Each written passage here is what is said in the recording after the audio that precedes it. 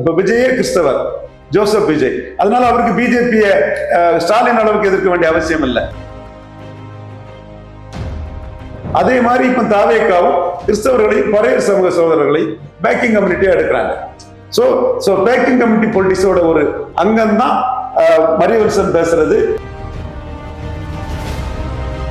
தாவேக்காவுக்கு மட்டும்தான் வந்து பேசுறதுக்கான வாய்ப்பு கொடுக்குறாரு, மிச்ச பிற கட்சிகள்லாம் பேச வரும்போது தடுக்கிறாரு அப்படின்ற ஒரு குற்றச்சாட்டு இருக்கு.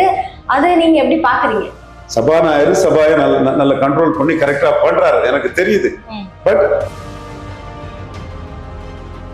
அந்த இருமுனை போட்டியே 77 இருந்து பார்த்து பழக்கப்பட்டவங்களுக்கு இது மும்முனை ஆயிற்றுங்கிறது அவங்களால ஏற்றுக்கொள்ள முடியல, ஜீரணிக்க முடியல.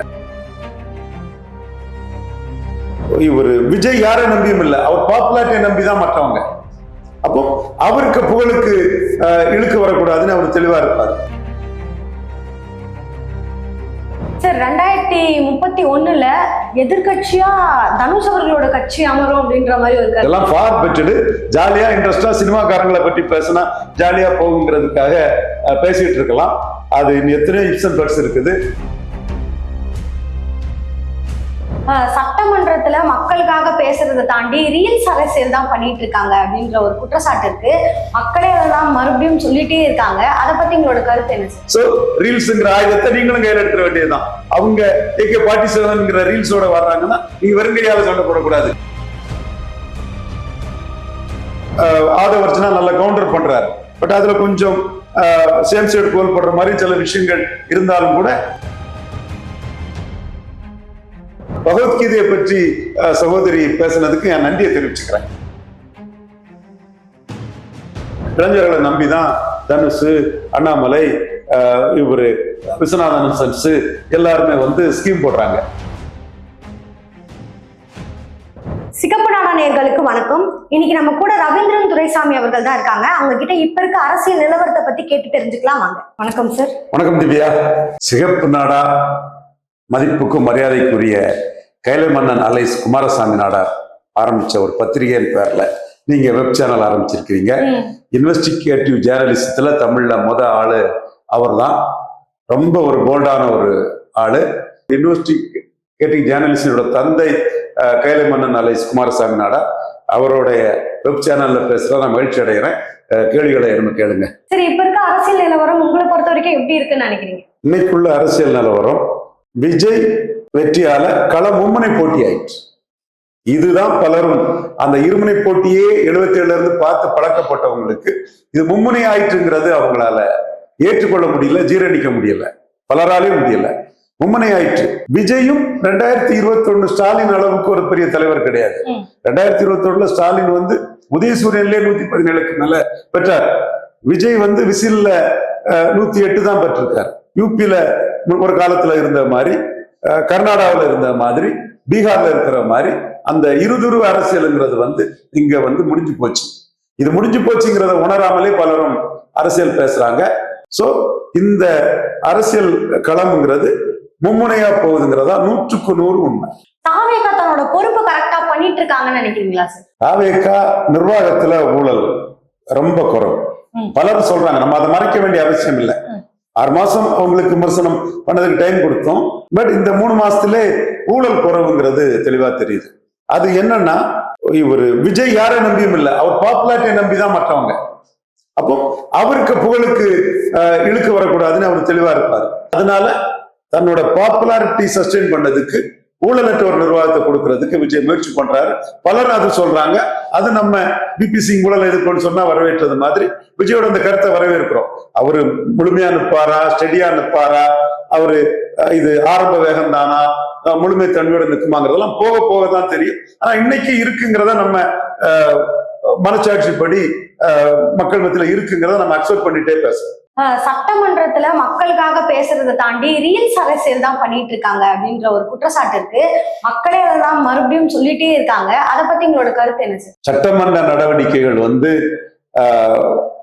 லைவ் டெலிகாஸ்ட் பண்ணணுங்கிறத நம்ம கேட்டோம். பண்ணினது வந்து நல்ல விஷயம் தான். லைவ் டெலிகாஸ்ட் பண்ணனால மக்களும் வந்து ஒரு என்டர்டெயின் மாதிரி சட்டமன்ற நடவடிக்கைகளும் பாக்குறாங்கிறது தெரியுது. ரீல்ஸ் வந்து கூடாதுன்னு நம்ம சொல்லக்கூடாது, முடியாது. அதையும் ரசிக்கிறவங்க ஆள் இருக்கிறாங்க. ஒரு ரீல்ஸுங்கிற ஆயுதத்தை எடுத்துட்டு வராங்களா, திமுக கவுண்டர் ரீல்ஸ் பண்ணிட வேண்டியதுதான், அண்ணா திமுக கவுண்டர் ரீல்ஸ் போட்டுற வேண்டியதுதான். வேற வழி கிடையாதுங்க. எல்லா வகையான ஓட்டர்ஸும் இருக்கிறாங்க.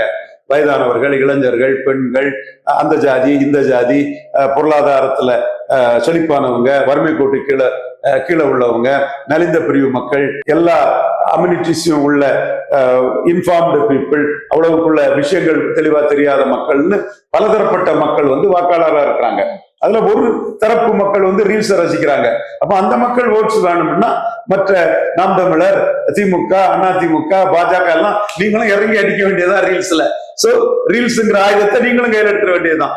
அவங்க AK-47 ரீல்ஸோட வர்றாங்கன்னா நீங்க வெறுங்கையால சண்டை போடக்கூடாது, நீங்களும் எடுத்துருங்க ரீல்ஸ. அதுதான் இப்போ அரசியல் களத்துக்குள்ள மாற்றா இருக்குமே தவிர ரீல்ஸ குறை சொல்லி அர்த்தம் இல்ல. ரீல்ஸுக்குன்னு ஒரு ஆதரவு வளையம் இருக்கு. ரீல்ஸ பிடிக்காதவங்க இருந்தாலும் ரீல்ஸ் ஆதரிக்கிறவங்க ஒரு தரப்பு இருக்காங்க.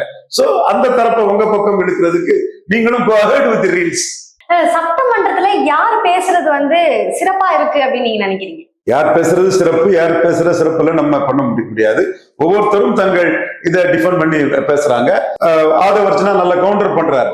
பட் அதுல கொஞ்சம் சேம் சைடு கோல் பண்ற மாதிரி சில விஷயங்கள் இருந்தாலும் கூட அவர் அதிகாரத்துல இருக்கனால சட்டமன்றத்துக்குள்ள அதை யாரும் சுட்டி காட்டாம போறதுனால அவருக்கு அது ஒரு ஸ்கோர் பண்ணக்கூடிய ஒரு வாய்ப்பு கிடைக்குது.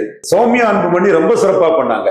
அதுவும் பகவத்கீதையை பற்றி சகோதரி பேசுனதுக்கு என் நன்றியை தெரிவிச்சுக்கிறேன். சோ அவங்க அருமையா பண்றாங்க. ஆணித்தரமா கருத்துக்களையும் முன்வைக்கிறாங்க, புள்ளி விவரங்களையும் சகோதரி ரொம்ப பிரமாதமா கொடுத்தாங்க. கணேஷ்குமார் பாமக நண்பர், அவரும் ஆர்குமெண்ட்ஸ் அப்படி பாயிண்ட் டு தி பிளான் கரெக்டா பண்ணி வைக்கிறதே நம்ம பார்க்க முடிஞ்சது. சபாநாயகர் ஒரு தலைபட்சமா இருக்கிறாரு, தாவேக்காக்கு மட்டும்தான் பேசுறதுக்கான வாய்ப்பு கொடுக்கிறாரு, மிச்ச பிற கட்சிகள்லாம் பேச வரும்போது தடுக்கிறாரு அப்படின்ற ஒரு குற்றச்சாட்டு இருக்கு. அது நீங்க எப்படி பாக்குறீங்க? சபாநாயகர் சபாயை நல்ல கண்ட்ரோல் பண்ணி கரெக்டா பண்றாரு, எனக்கு தெரியுது. பட் இப்படி ஒரு குற்றச்சாட்டு இருந்ததுன்னா அவர் இதையும் பரிசீலிச்சு அவரோட பொறுப்பு எல்லாத்துக்கும் உரிய இது கொடுக்கணுங்கிறது. நான் தான் போஜராஜன் ஜிக்கு கொடுங்கன்னு நான் என்னோட கோரிக்கையா வச்சிருக்கிறேன். அதே இது திமுக, அண்ணா திமுக எல்லாருக்குமே உரிய இடத்தை, உரிய நேரத்தை கொடுக்கறதா சபைக்கு மரபு கரெக்டா இருக்கும். சபாநாயகர் JCD பிரபாகரன் இதை செய்வார் நம்புறேன். குறிப்பா அவர் ஆளுங்கட்சி அமைச்சர்கள் அவர் ஸ்னப் பண்றது ரசிக்க முடியாதான் இருக்கு. அதை ஒரிஜினல் ஒரு ஸ்னப் பண்ணும் போது தன்னை சபாநாயகரை தன்னை அக்செப்ட் பண்றாருன்றதையும் நமக்கு தெரியுது. அதை நம்ம வரவேற்கிறோம். பட் CM அது அட்ஜஸ்ட் பண்ணி தான் போக வேண்டியது இருக்கும். மற்றபடி உள்ள இதுல அவர் இன்னும் இதை விட சிறப்பா செயல்படலாம். அது அவரை யோசித்து செயல்படுவார் நான் கருதுறேன். வில்சன் சட்டமன்றத்துல ரொம்ப கோபமா பேசியிருந்தாரு. தமிழ் கொஞ்சம் கம்மியா படிக்கலாம், இல்ல தப்பு அப்படின்ற மாதிரி பேசியிருந்தாரு. கரெக்ட் நினைக்கிறீங்களா? அவங்க பேக்கிங் கம்யூனிட்டி பொலிட்டிக்ஸ் பண்றாங்க. ஜெயலலிதா நேர் பேக்கிங் கம்யூனிட்டி பொலிட்டிக்ஸ் பண்ணாங்க.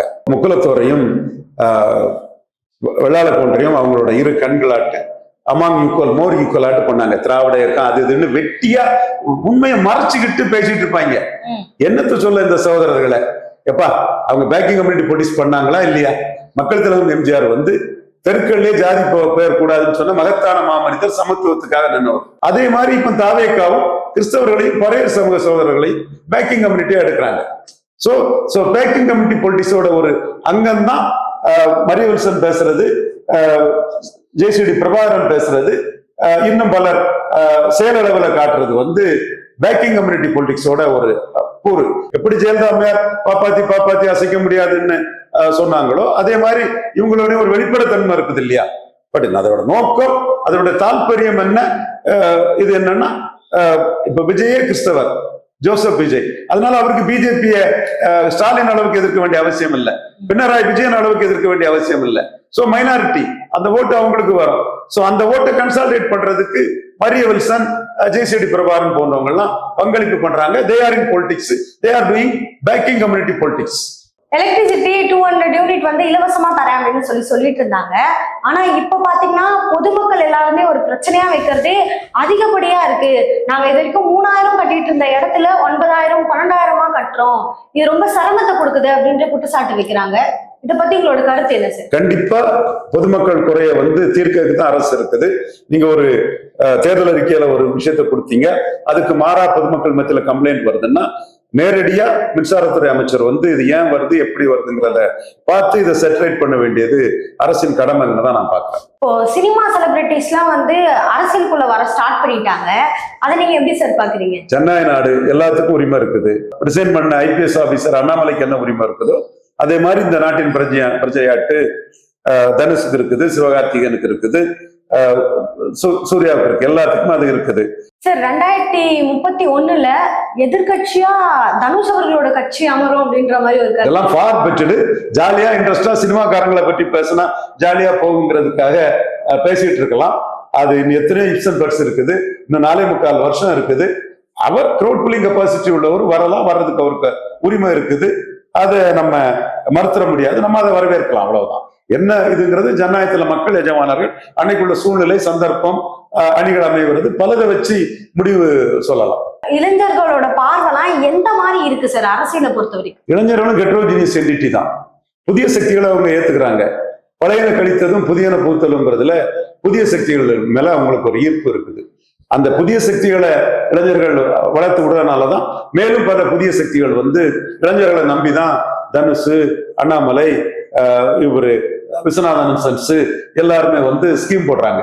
சட்டமன்றத்துல இந்த விஷயத்த பத்தி ஏன் பேசல அப்படின்னு நீங்க ஒரு விஷயத்த நினைக்கிறீங்களா? எதை பத்தி சார் சொல்வீங்க? சட்டமன்றத்துல ஜாதிவாரி கணக்கெடுப்பு மத்திய அரசு கொடுத்திருக்கிறாங்க என்றாலும் இதுவே போதும்னு நினைக்கிறீங்களா? சித்தாராமையா, ரேவந்த் ரெட்டி, நிதிஷ்குமார் மாதிரி தமிழ்நாட்டுக்கும் தேவைன்னு ஏதாவது திட்டம் இருக்குதா? அது பற்றி தொடர்பா அரசின் நிலைப்பாடு என்னங்கிறத சட்டமன்ற உறுப்பினர்கள் கேட்டிருக்கலாம். இவ்வளவு நேரம் எங்க கூட எல்லாத்தையும் பகிர்ந்துட்டதுக்கு ரொம்ப நன்றி. நன்றி திவ்யா. இதே மாதிரி வேறொரு நேர்காணல சந்திக்கும் வரை உங்களிடமிருந்து விடை பெறுவது நான் உங்கள் திவ்யா.